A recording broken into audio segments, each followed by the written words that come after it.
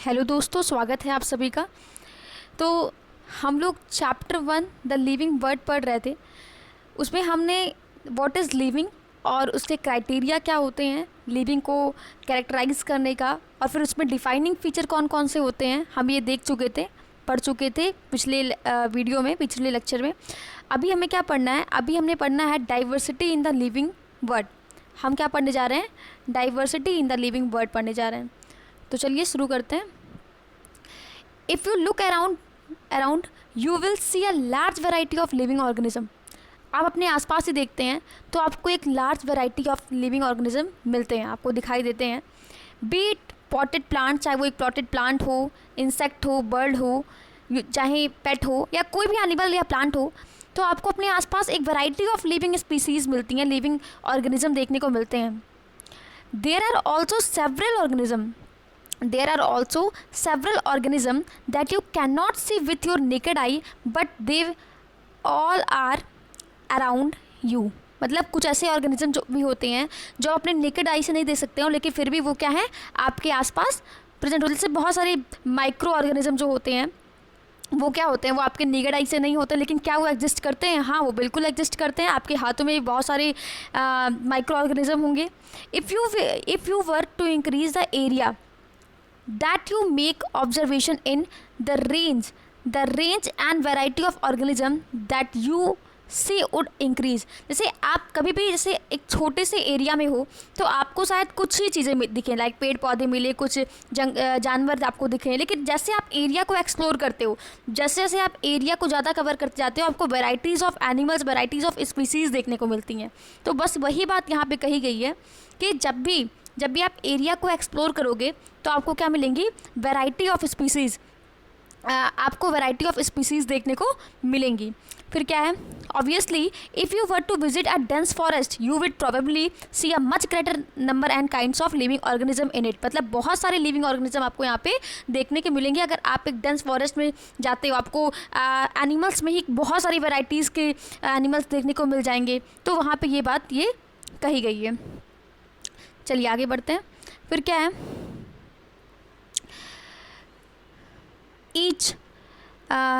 each different kind of plant, animal और organism that you see represent a species। जो भी आप देखते हो, चाहे वो एक प्लांट देखते हो, एक animal, different kind of plant देखते हो, एनिमल देखते हो, ऑर्गेनिज्म देखते हो, वो क्या रिप्रेजेंट करता है? एक स्पीसीज़ को रिप्रेजेंट कर रहा है। ध्यान से मेरी बातों को सुनिए, और आपके पास एनसीईआरटी होना चाहिए ये, ताकि आप चीज़ों को हाईलाइट करते हुए चलें। Each different kind of plant, animal, organism that you see represent a species. वो क्या करता है? एक स्पीसीज़ को रिप्रेजेंट करता है। The number of species that you known and describe that are known and describe range between 1.7 to 1.8 million.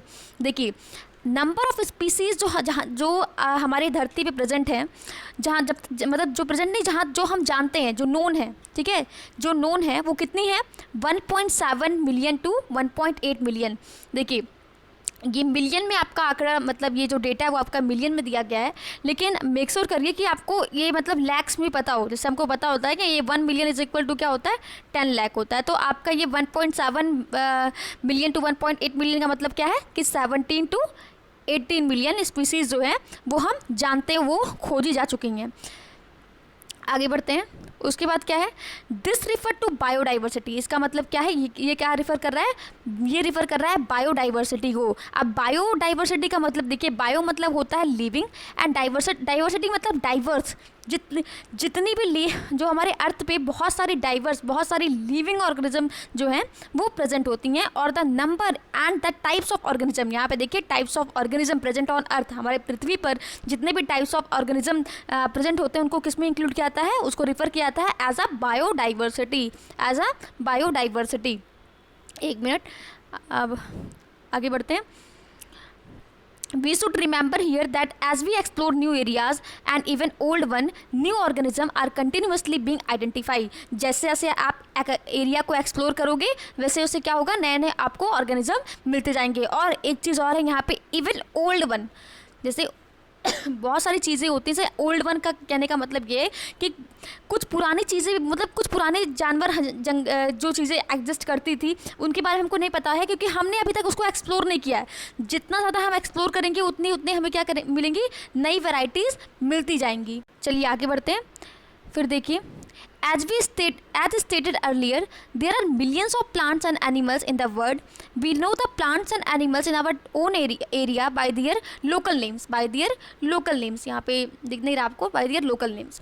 तो देखिए, जैसे कि हमारे आसपास ही बहुत सारे प्लांट्स होते हैं, एनिमल्स होते हैं, तो हम उनके लोकल नेम से, मतलब हम उनके लोकल नेम से जानते हैं। लोकल नेम, अभी आप लोकल नेम और फिर एक नॉमेनक्लेचर का क्राइटेरिया देखेंगे, जिसमें कैसे नॉमेनक्लेचर किया जाता है, क्या क्या उसमें प्रोसीजर होते हैं, और फिर नॉमेनक्लेचर करना क्यों इसकी ज़रूरत पड़ा कि हम उसका नॉमेनक्लेचर करते हैं।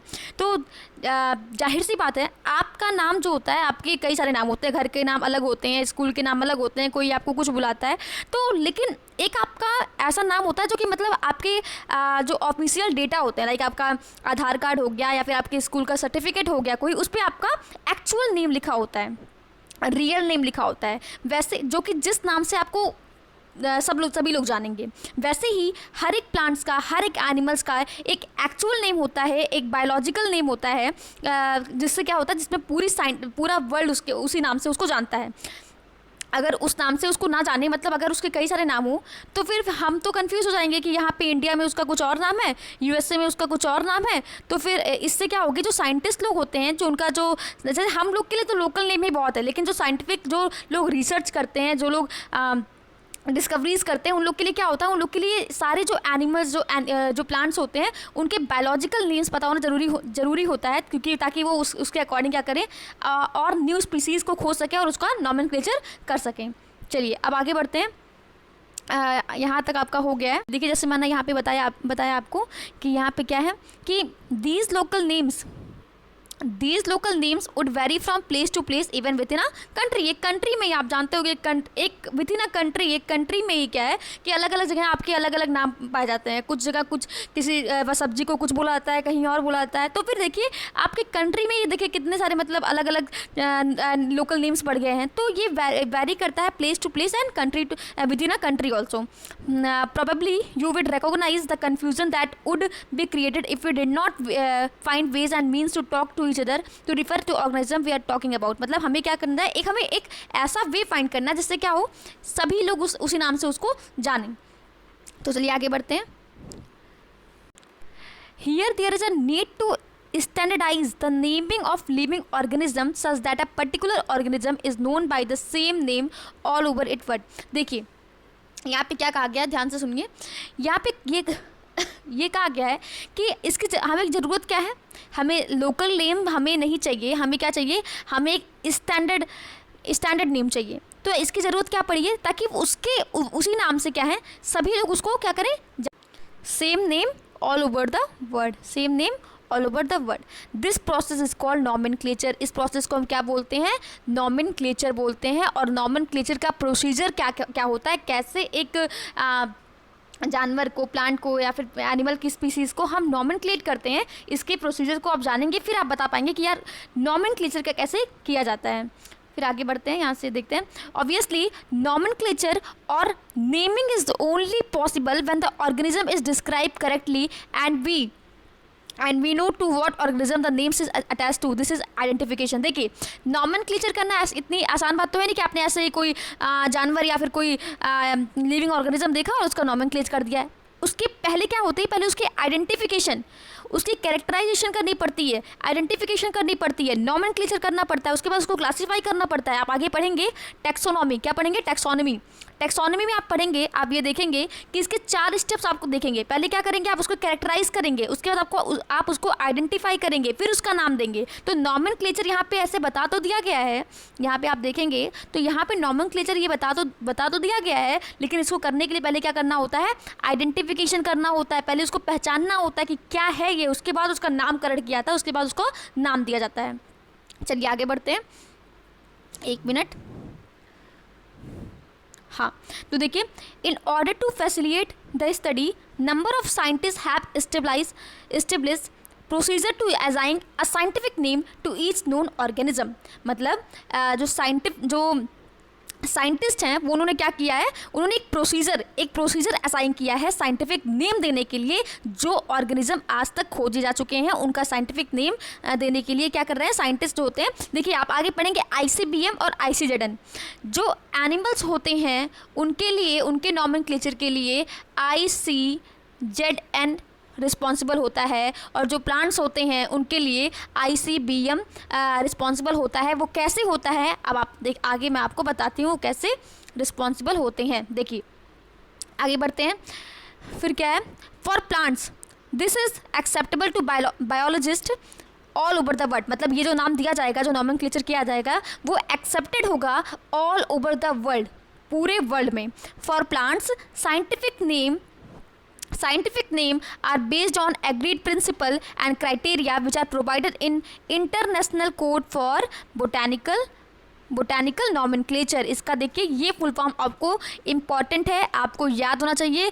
और ICBN और ICZN में एक बहुत बड़ा कन्फ्यूज़न होता है, कन्फ्यूज़न ऑफ और फॉर का होता है, और आपको एग्जामिनर इसमें कंफ्यूज कर सकता है कि ICBM का फुल फॉर्म क्या है और ICZN का फुल फॉर्म क्या है। तो देखिए ICBN का फुल फॉर्म, मेरी बातों को ध्यान से सुनिए, क्या है, international code for botanical nomenclature. तो देखिए यहाँ पे फॉर आ रहा है, आप जब इसको देखेंगे international code for botanical nomenclature. लेकिन जब आप ICZN के बारे में देखेंगे, यहाँ पे देखिए ICZN के बारे में देखेंगे, एक मिनट, देखिए ICZN के बारे में देखेंगे तो ये है international code of zoological nomenclature. Animal taxonomist के लिए क्या इवॉल्व किया गया है, इंटरनेशनल कोड फॉर जूलॉजिकल। यहाँ पे फॉर नहीं, सॉरी, यहाँ पे ऑफ आएगा। ये ऑफ और ये फॉर, ये दो चीज़ का क्या होता है, यहाँ पे फ़र्क होता है। और एग्जामिनर इसी फुल फॉर्म को देकर क्या करता है, आपको कंफ्यूज करता है कि यहाँ पे ऑफ और फॉर का बच्चे क्या होते हैं, डिफरेंस नहीं जान पाते हैं कि या ICBM में क्या था या ICZN में क्या था। ICBM में क्या है, फॉर है, और ICZN में क्या है, ऑफ है। तो इसको आप ध्यान में रखिएगा। चलिए आगे बढ़ते हैं कि एनिमल्स के लिए कौन जिम्मेदार है नॉमेनक्लेचर करने के लिए, ICZN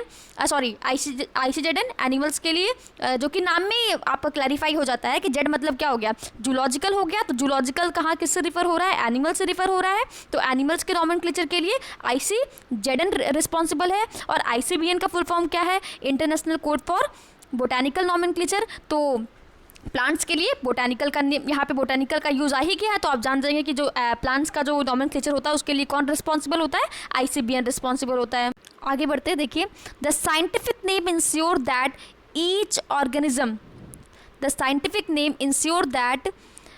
each organism has only one name. मतलब हर एक ऑर्गेनिज्म का उसका एक नेम हो जिससे पूरी दुनिया उसको जानती हो, कोई कंफ्यूजन उसके नाम को लेकर ना हो। कि यहाँ के अगर इंडिया में कोई साइंटिस्ट किसी एनिमल पे रिसर्च कर रहा है और USA में कोई कर रहा है, तो वो अगर कोई अपना कंक्लूजन लेके जाएगा तो बोलेगा कि मैं इस जानवर पे कर रहा था, वो बोलेगा मैं इस जानवर पे कर रहा था, तो वहाँ पे एक कॉन्फ्लिक्ट पैदा हो जाएगा। लेकिन यहाँ पे जब आप क्या होगा कि जहाँ पे नाम एक ही होगा तो यहाँ पे वो अपने भी चीज़ों को यहाँ पे कंक्लूड कर सकता है और इनके भी रिजल्ट को यहाँ पे मिक्स करके क्या होता है, डेटा को एक्सप्लोर किया जा सकता है। तो इसीलिए क्या होता है, एक नाम जो होता है वो ज़रूरी होता है। तो ये इसको इंश्योर करता है। चलिए आगे बढ़ते हैं, देखिए description of any organism should enable the people in any part of the world to arrive the same name। इससे क्या होगा कि उसके बारे में, उस ऑर्गेनिज्म के बारे में पता चलेगा। They also ensure that such a name has not been use for any other known organism. मतलब वो ये भी इंश्योर करते हैं कि एक ऑर्गेनिज्म को जो नाम दे दिया गया, अगर दूसरा ऑर्गेनिज्म खोजा गया है तो वो नाम उसको ना पड़े, उसका एक ही नाम अपना हो। चलिए अब आगे थोड़ा बढ़ते हैं।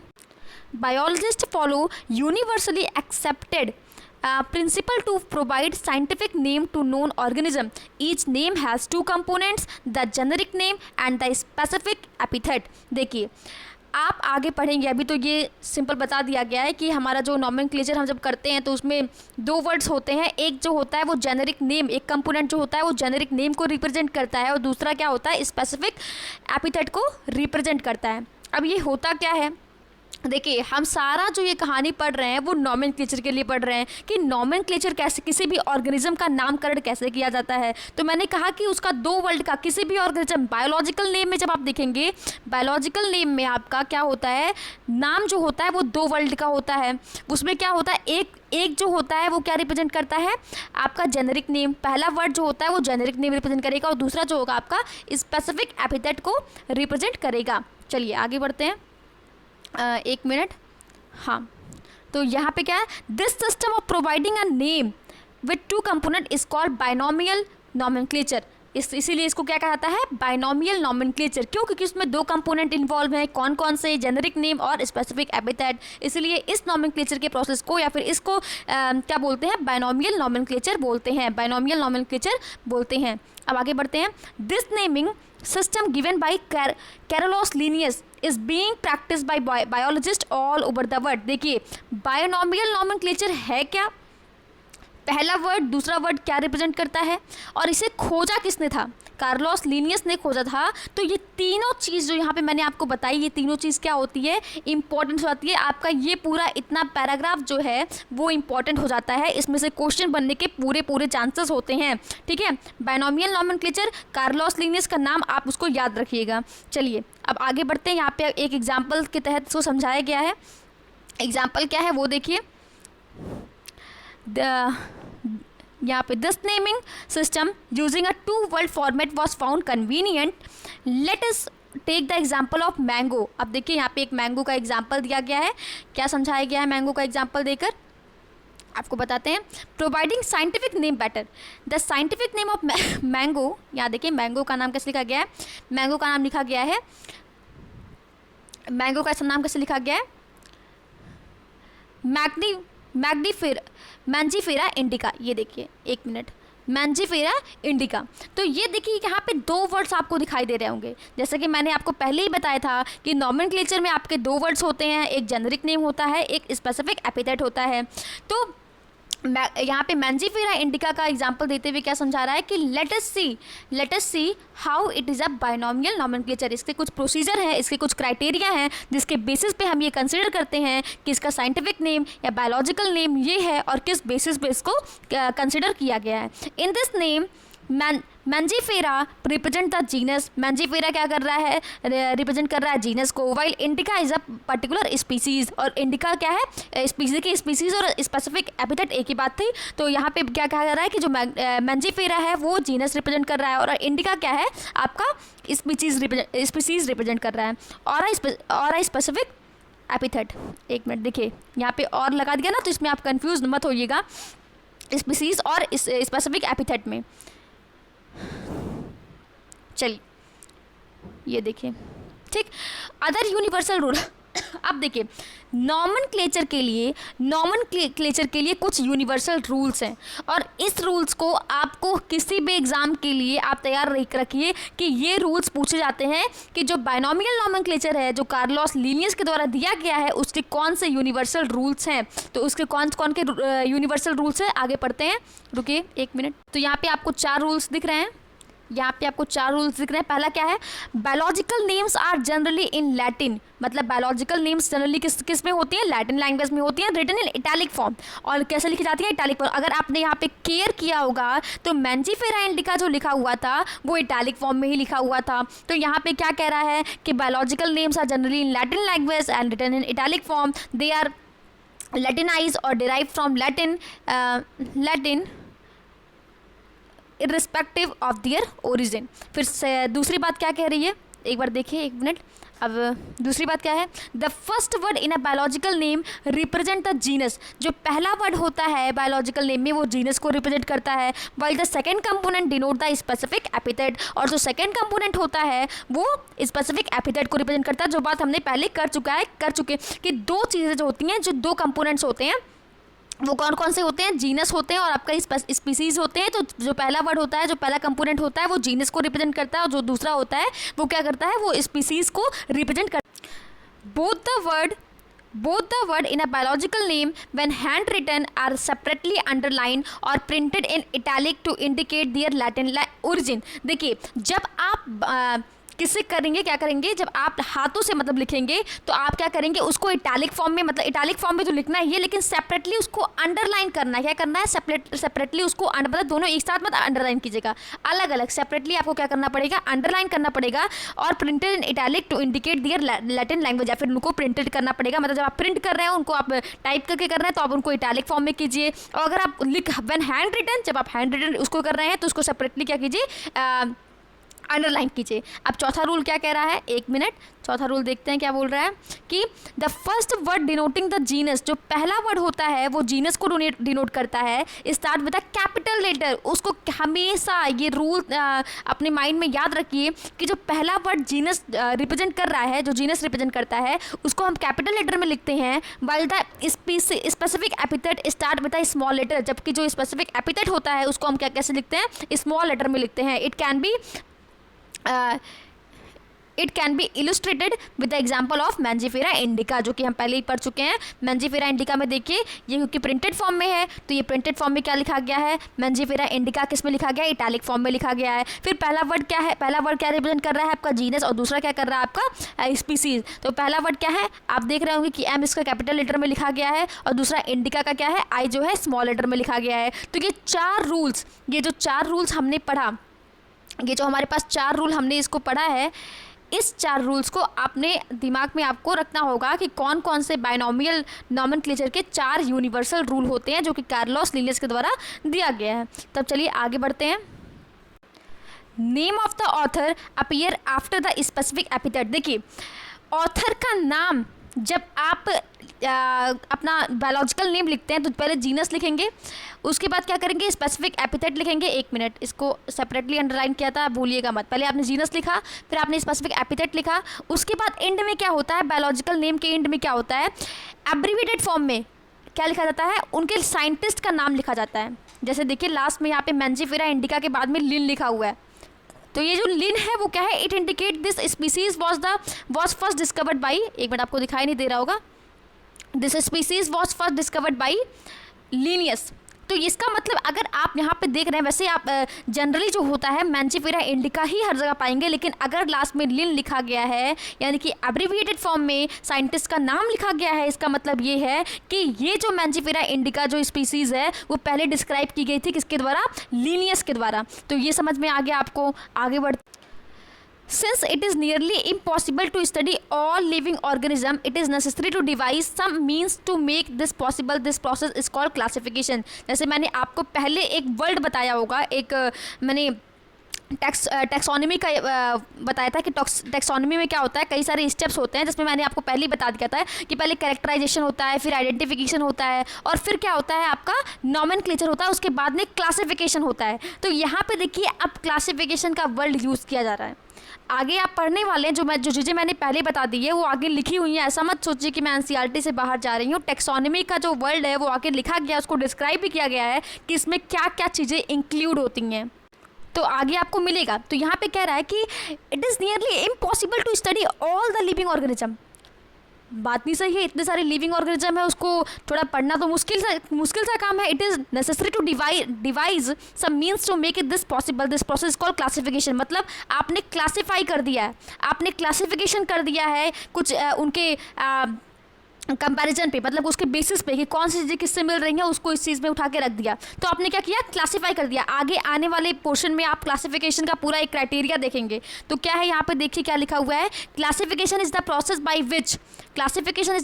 विच anything is grouped into convenient category based on some easily observable character। मतलब कुछ कैरेक्टर को ऑब्जर्व करके आपने देखा कि ये कैरेक्टर्स मतलब इससे सिमिलर है, तो आपने क्या किया, उसको क्लासीफाई करके अलग अलग ग्रुप्स में क्या कर दिया, कैटेगराइज कर दिया, अलग अलग ग्रुप्स में उसको कैटेगराइज कर दिया। तो इससे हमारा काम आसान हो गया चीज़ों को पढ़ने का, क्योंकि कई सारे आपके पास क्या होती हैं, कई सारे आपके पास वो होती हैं लिविंग ऑर्गेनिज्म होती हैं, बहुत सारी आपको स्पीसीज़ मिल जाएंगी, तो उसको ऐसे पढ़ना क्या होता है, एक थोड़ा टफ होता है। इसलिए आप क्या करते हैं, आप कौन सा प्रोसेस यूज़ करते हैं, क्लासिफिकेशन का प्रोसेस यूज़ करते हैं, जिससे क्या करते हैं आप चीज़ों ऑब्जर्वेबल कैरेक्टर के बेसिस पे आप क्या करते हैं, उसको कैटेगरीज ग्रुप पे क्या करते हैं, कैटेगराइज करते हैं। अब आगे देखिए फॉर एग्जाम्पल एक minute, For example, we easily recognize groups such as plants or animals or dogs, cats or insect. The moment we use any of these terms, we associate certain character. मतलब अगर हम नाम लिए plants का, animals का, dogs का, cats का, तो आपके माइंड में कुछ सर्टेन कैरेक्टर्स अपने आप आ गए कि डॉग कैसा दिखता होगा, कैट्स कैसे दिखते हैं, या फिर प्लांट्स कैसे होते हैं. तो आपके पूरे माइंड में क्या आ गया, एक ऑब्जर्वेबल कैरेक्टर जो आप देखते हैं वो आपके माइंड में क्या हो गया, आप घूमने लगा with the organism in that group. ये क्या है, एसोसिएट है कुछ सर्टेन कैरेक्टर से उस ऑर्गेनिज्म, मतलब उस ग्रुप के ऑर्गेनिज्म से. What image do you see when you think और अ डॉग. जब आप एक डॉग के बारे में सोचते हैं तो उसके डॉग का इमेज आपके माइंड में आता है. आप देखे हो तो आपके माइंड में वो आएगा. Obviously each one of us will see a dog and not a cat. मतलब अगर हम डॉग के बारे में बात कर रहे हैं तो हम डॉग देखेंगे ना कि कैट देखेंगे. Now if you were to think the assistance, we know that we are talking about. देखिए अलिस्टेंस क्या है, यहाँ पे एक डॉग की ब्रीड होती है, यहाँ पे एक डॉग की ब्रीड होती है. तो ये डॉग की ब्रीड क्या है कि अगर हम उसके बारे में सोच रहे हैं, तो अगर हम उसके बारे में बात कर रहे हैं तो हम उसके बारे में सोच रहे हैं, यानी उसकी हमारे माइंड में उसका ही पिक्चर आएगा. ये जर्मन शेफर्ड होता है आई थिंक.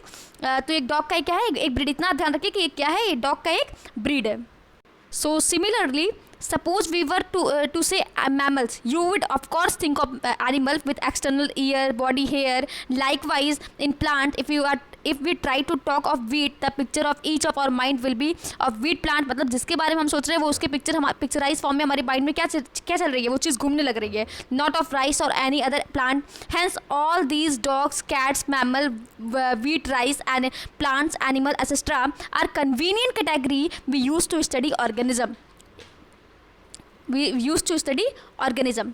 तो यहाँ पे देखिए हमने जो भी बात यहाँ पे किया, चाहे हमने वीट के बारे में बात किया, राइस के बारे में बात किया, या फिर जितने भी हमने नाम लिए, तो वो क्या कह रहा है कि यहाँ पे the scientific term for these categories is taxa. उसको वो एक कैटेगरी को रिप्रेजेंट कर रहा है. कन्वीनियंट कैटेगरी है वो जो कि स्टडी करते हैं हम ऑर्गेनिज्म के बारे में, तो उसको हम टेक्सा बोल सकते हैं. एक यहाँ पे पर्टिकुलर टर्म आया, क्या नाम आया उसका, टेक्सा का नाम आया. टेक्सा देखिए, टेक्सा या आप उसको टेक्सॉन भी बोल सकते हैं. आगे आप टेक्सॉन के बारे में पढ़ेंगे. तो देखिए टेक्सा क्या है, ये आप एक एनिमल्स हो गया, या एक वीट हो गया, या राइस हो गया, हमने जो भी बोला वो एक पर्टिकुलर टेक्सा है. और आगे आप जो कुछ क्लासिफिकेशन पढ़ेंगे, क्लासिफिकेशन में आप कुछ ऑर्डर, फिर आप क्लासेस, फिर आप स्पीसीज, जीनस, फाइलम, इन सब के बारे में पढ़ेंगे, तो आप देखेंगे कि वहाँ पे वो सब एक क्या करती है, एक टेक्सा को रिप्रेजेंट करती है. क्यों? क्योंकि उसको हमने कैटेगराइज किया है ना उस फॉर्म में, तो वो एक क्या कर रही है, एक टेक्सा को रिप्रेजेंट कर रही है. एक टेक्सा को क्या कर रही है, represent. Here you must recognise that taxa can indicate categories at very different level. मतलब अलग अलग लेवल क्या करती है, टेक्सा जो होती है वो अलग अलग लेवल को रिप्रेजेंट कर सकती है. Taxa can indicate categories at very different level. Plant also form a taxa. Wheat is also taxa. मतलब जो भी हमने यहाँ पढ़ा, लाइक आपने बहुत सारे एग्जाम्पल पढ़े, कैट पढ़ा, डॉग पढ़ा, वीट पढ़ा, राइस पढ़ा, प्लांट्स पढ़े, मैमल्स पढ़े, तो वो सारी क्या है, एक टेक्सा को रिप्रेजेंट कर रही है. Wheat is also a taxa, plant also form a taxa. Similarly animals, mammals, dogs all are taxa. But you know that a dog is a mammal and mammals are animals. मतलब dogs क्या होता है, एक mammal होता है, और mammals क्या होते हैं. अगर हम मैमल्स के बारे में बात कर रहे हैं तो mammals are generally called, mammals are animals. Okay, Therefore, animals, mammals and dogs represent a taxa at different level. यानी कि ये तीनों, अगर हम एनिमल्स की बात किए या मैमल्स की बात किए या डॉग्स की बात किए, ये तीनों अलग अलग टैक्सा को रिप्रेजेंट कर रही हैं at different levels. Different level पे क्या कर रही हैं, ये अलग अलग टैक्सा को रिप्रेजेंट कर रही हैं. Hence, based on characteristic, all living organism can be classified into different taxa. This process of classification is taxonomy. इसीलिए मैंने बार बार आपको इस taxonomy का जिक्र कर रही थी, क्योंकि आगे ये taxonomy क्या है और taxonomy का प्रोसेस क्या क्या होता है उसके बारे में हम पढ़ने वाले हैं. तो यहाँ पे आप taxonomy के बारे में जाने. external and internal structure along with the structure of cell development. एक minute. Development process and ecological information of organism are essential and form the basis of modern taxonomic studies. देखिए क्या क्या इंक्लूड है इसमें आपका एक्सटर्नल, एक minute, external and internal structure along with the structure of cell, development process and ecological information, ये सारे किसमें मॉडर्न टैक्सोनॉमी इंक्लूड के basis and form the basis of modern taxonomic studies. ठीक है, इसके बारे में आपने यहाँ जाना। उसके बाद आगे बढ़ते हैं, देखते हैं।